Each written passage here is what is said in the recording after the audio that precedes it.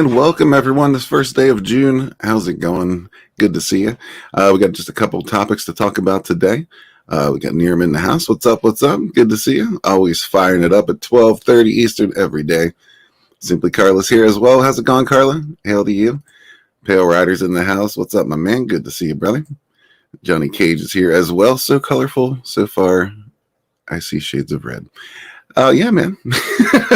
Good to see you, man. Horny Alpha's here as well. Hell to you, sir.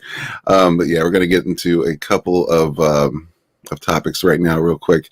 Before we start the clock, I just want to remind everyone it is Pride Month. So celebrate proudly with Chris.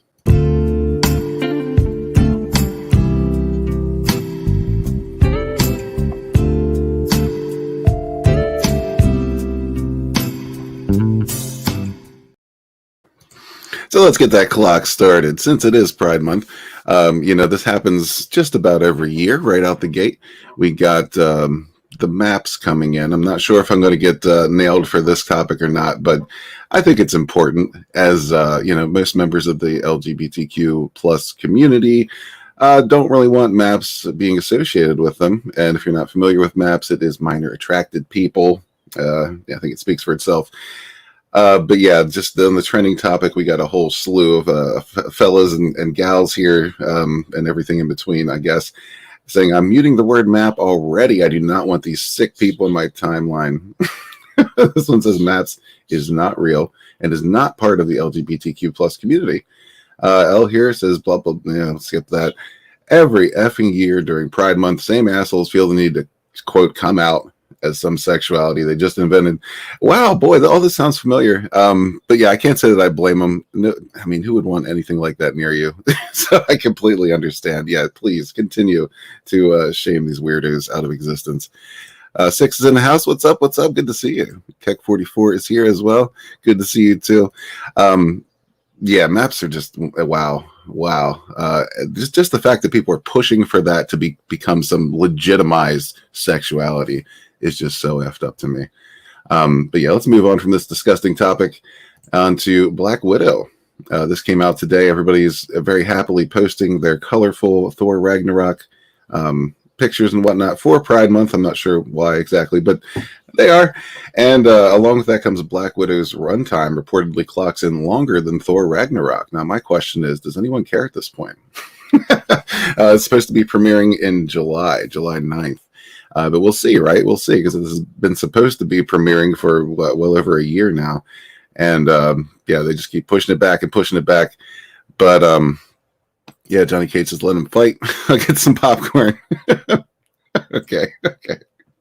Yeah, I'm kind of there with you, man. Let them fight. Absolutely. But yeah, who cares? Sorry. Doctor Strange, part 2 is supposed to be much darker. Dark plot revealed by Marvel script supervisor. This one I actually am interested in. I know Marvel, this phase of Marvel is it seems to be going downhill rather quickly. But yeah, this is one I'm still at least a little bit holding out some excitement for. This is one of Joe Beckett's comments seemed to confirm this, as he mentioned how the sequel's, quote, going to be dark. Not sure how that really reveals a dark plot, but, they're saying it's going to be dark. I hope so. It says a key ingredient to the MCU's secret sauce and the studio's willingness to explore different genres and stories. Well, I mean, kind of yes, kind of no. It seems to be every phase they have kind of a running theme with almost every movie. So I think that's kind of giving them too much credit. There's, the different genres maybe here and there. But, there's some elements like the Eternals, I think was supposed to be much, much more horror centric. And it's, really not that much. They decided to squash that last minute. So saying they're exploring different genres just because, of course, there's wizards and whatnot mixed in with superheroes. I wouldn't really say it's a different genre because it's all kind of, I don't know. They all kind of have the same feel to me. So that's not really mixing it up with genres. Yeah, I dig Doctor Strange. I can't wait for this. Johnny says, whatever Marvel does past Endgame is just to squeeze the last few pennies. Yeah, pretty much. I think we can all acknowledge that.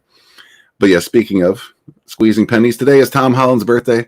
There's a rumor that the Spider-Man No Way Home trailer is supposed to drop today in honor of his birthday. Well, I mean, that's the rumor, of course. But I haven't seen any signs of it. I don't know if it's true.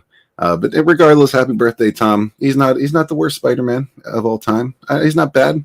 I think if he hadn't been mixed in with the whole, Iron Boy nonsense, and it would have been more straight Spider-Man stuff, I think people would have really, really appreciated him much more as Spider-Man, because he's got a lot of potential. He loves the role. He enjoys the role.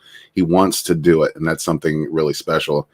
As opposed to past Spider-Mans, like Tobey Maguire, who, I don't want to be typecast as Spider-Man the rest of my life. I think Tom Holland would be more than happy to be typecast as Spider-Man the rest of his life. And, I mean, really, he's decent, so I wouldn't be too upset. Horny Elf says, after WandaVision and Winter Falcon, I'm not feeling good about what else is to come from Marvel. I hear you, man. I hear you. It was a mess. But yeah, real quick, I just want to say, if you haven't checked out Fiendish yet already, by Irene, this looks like a really, really bitchin' campaign. This is dark fantasy right here. Just some really good looking stuff. So yeah, if you haven't checked out this campaign yet, I would encourage you to do so. I'm going to put the link in the description as soon as we finish up here. But yeah, Irene is very keen on detail, and it looks like she has a really good story to tell. I also recently discovered she has a role-playing background as well. So anybody who has a role-playing background, I immediately trust, probably more than I should. But I mean, this art speaks for itself. Go check out Fiendish on Indiegogo today before it closes out. And with that, I am going to leave you, my good friends. Thank you very much for coming out, and we will catch you on the next Firestorm. Peace.